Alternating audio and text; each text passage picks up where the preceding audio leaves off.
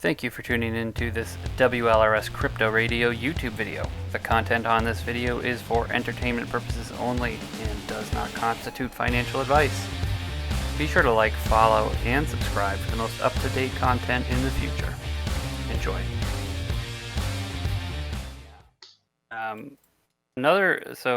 Our last piece of news here is a pretty interesting tech thing that's sort of coming up and coming. Yeah, we had an interview with LB from Grape. He's doing some of this. But this X2Y2 is offering NFT collateralized lending. So borrowers can use their NFTs as collateral to borrow Ethereum.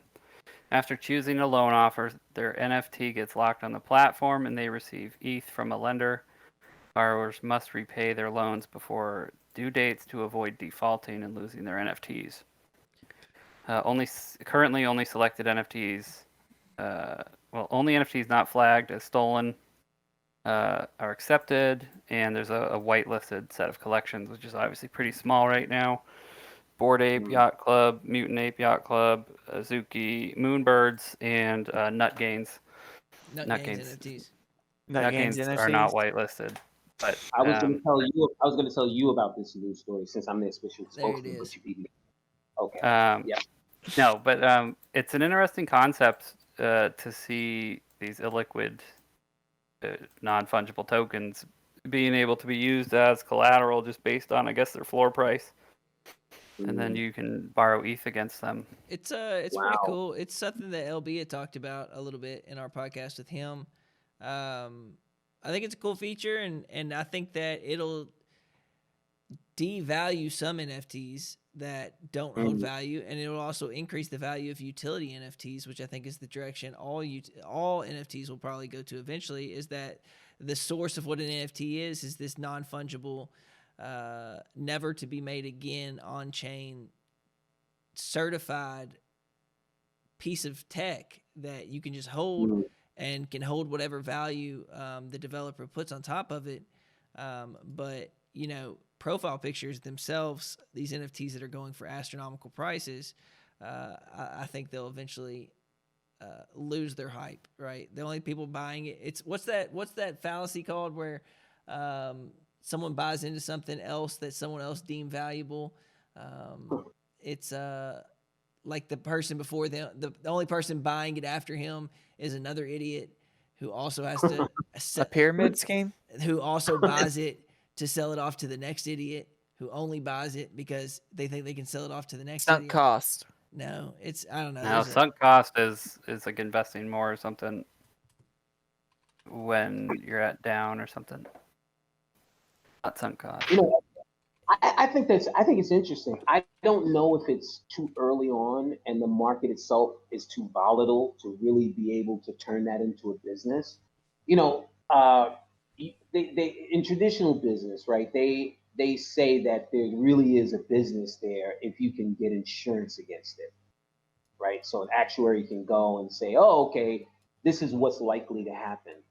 I don't know if you could with we've had such wild, unpredictable swings with NFTs that what I would think is that there'd need to be so much room. Just thinking this out loud, like between like the value, the confirmed value, quote unquote, and what you actually offer, that I don't know if it would necessarily be attractive to anyone. And so you know what I'm saying? It's like where would you put that? Like where would you put that? I think the takeaway is that, or the concept or the benefit I'm seeing is you have the Bored Ape and you need a bit of ETH because you want to go do something with it. Right. But you don't want to sell your ape, at the floor, because you think it's going to go back up. So you loan it or you put it up as collateral, maybe get like 30% or something of the floor price in ETH, go do what you wanted, and then eventually pay it back, before the floor price. I guess it would be liquidated based on the floor price, right? Because if the loan defaults, they have to take that NFT and sell it for the floor price or lower to get their money. Right, and that's kind of risky in and of itself for the lender. And also, I think Huge risk to the lender. part of the challenges with NFTs for me, like just as a concept, I think you're absolutely right, Austin, in terms of what these things actually are, and the value being created or the price being created based on that is a piece of unique. But we're still in such a hype phase, right? And whenever there's a hype phase that happens with anything, there's always manipulation. So I would bet that a large percentage of those Bored Apes are being, and I hope they don't come back and sue me, but I'm just speculating. Let's say Bored Apes. Let's say a large percentage of some of these collections are being bought up by themselves to create these floor prices, right? That's absolutely. Well, that's been confirmed. That's been confirmed. We've seen that. Right. So now all of a sudden these artificially priced things get put on this platform, right? And you want to borrow, some massive amount of money. It's worth $1 million. You want to borrow $500,000. Why would you ever want to take that thing down? It's not worth not worth $1 million.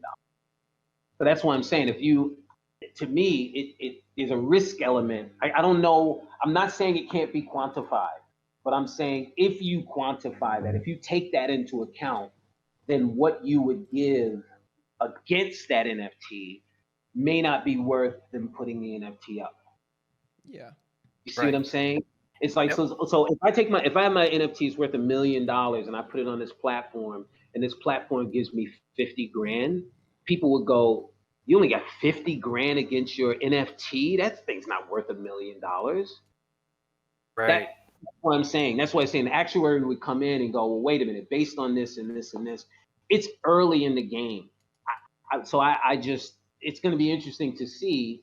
And I'm personally really interested to see, like, how are they going to value? What would they pay out? 10%, 20%, 50%, 70% of the floor price? I'm interested in seeing that. Got to be lower than 70, I think, because This is it. I found it. I fucking found the term. Oh my God, it's been bugging him ever Googling. since. He hasn't even been. What's it called? The greater fool theory. I know this theory. Yeah. It's essentially exactly what you said. Yeah, All you need is one I explained it person well. more stupider with a bigger bag. And I use stupider wrong on purpose. It's interesting. That's good. I like that story, though. I'm going to follow it. So LB is doing a project like that? He's making it a part of the Vinium, so he's building a sister project to Grape that's a borrowing and lending platform, sort of like for all those sort of lending trinkets, I guess, tools. So like your leverage yield farms, your standard collateralized loans, and then later down, some of this NFT lending stuff. Interesting. I'm interested to see that. I'm going to definitely follow that. He goes deep into it in the LB DeFi Show podcast, which I think is episode 5 on ours. The WLRS radio. Yeah, like if you want your eyes to glaze over with the explanation behind it, he will do that. Okay, I'll take a look at that. Yeah, so it's something that could be becoming something mainstream.